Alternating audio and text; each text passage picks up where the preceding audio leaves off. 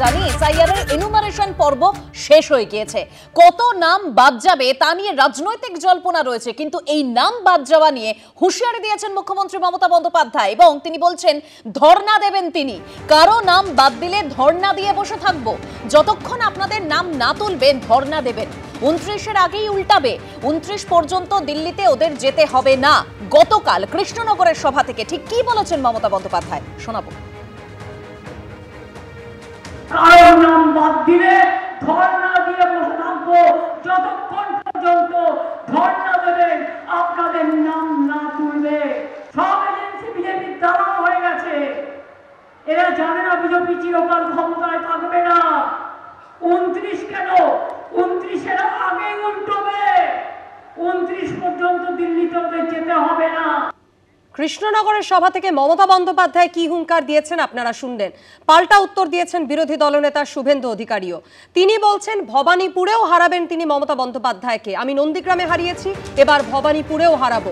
মমতা বন্দ্যোপাধ্যায় প্রাক্তন হবে, কেউ আটকাতে পারবে না। হুঁশিয়ারি দিয়ে কি বলেছেন বিরোধী দলনেতা শোনাবো।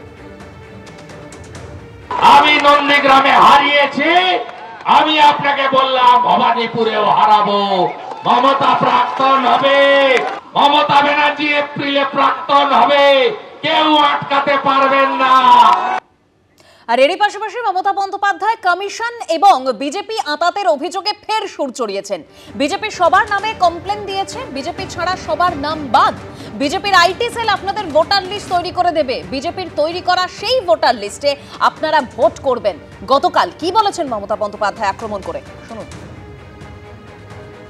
এখনকার ইলেকশন কমিশনের কাজ হচ্ছে, বিজেপি একটা কমপ্লেন দিয়েছে, অনেক সবার নামে কমপ্লেন দিয়েছে, মানে বিজেপি ছাড়া সবার নাম বাদ। বিজেপি আইটি সেল আপনাদের ভোটার লিস্ট তৈরি করে দেবে, সেই ভোটার লিস্টে আপনারা ভোট করবেন। আপনি যে বিভ্রান্ত করার চেষ্টা করেন আপনার নিজস্ব এজেন্ডার জন্য, এটা বাংলার মানুষ এখন বুঝে গেছে। সিএ এর সময় সেম জিনিস করলেন। আপনি এতদিন যে ইলেকশন জিতে এসেছেন, বাংলার মানুষ বুঝতে পারছে সেগুলো এই ভুয়ো ভোটারের দ্বারা। এগুলোতে কিচ্ছু হবে না। এসআইআর হবে, বাংলার মানুষ 2026-এ স্বচ্ছ ভোটার রোলে ইলেকশন দেবে। এসআইআর আবহে অমিত শাহকে আক্রমণ করেছেন মমতা বন্দ্যোপাধ্যায় এবং আক্রমণ করে তিনি ঠিক বলছেন যে কৃষ্ণনগরের সভা থেকে মহাকাব্যের চরিত্রদের টেনে এনে আক্রমণ করেছেন মুখ্যমন্ত্রী। তার দু চোখ দেখলেই মনে হয় ভয়ঙ্কর, দুর্যোগের বার্তা, দুরভিসন্ধি। এক চোখে তার দুর্যোধন, আরেক চোখে তার দুঃশাসন।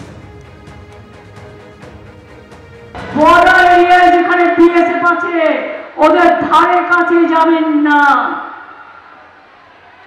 এখানে একজন স্বরাষ্ট্রমন্ত্রী আছেন, তিনি করতে পারেন না এমন কোনো কাজ নেই। তার দু চোখ দেখলেই মনে হয় ভয়ঙ্কর, দুর্যোগের বার্তা, দুরভিসন্ধি। এক চোখে তার দুর্যোধন, আর এক চোখে তার দুঃশাসন। তিনি বলে দেয় এদের সব বাংলাদেশি বলে বাদ দিয়ে দাও। অ্যাকচুয়ালি স্বরাষ্ট্রমন্ত্রীকে মমতা বন্দ্যোপাধ্যায় ভয় পাচ্ছে, সেই জন্য তাকে দেখলেই উনি মানে সবকিছুতেই ওনার দেখে মনে হচ্ছে হিংস্র হয়ে গেছে, ওনার দিকে তেড়ে আসছেন ভাবছে।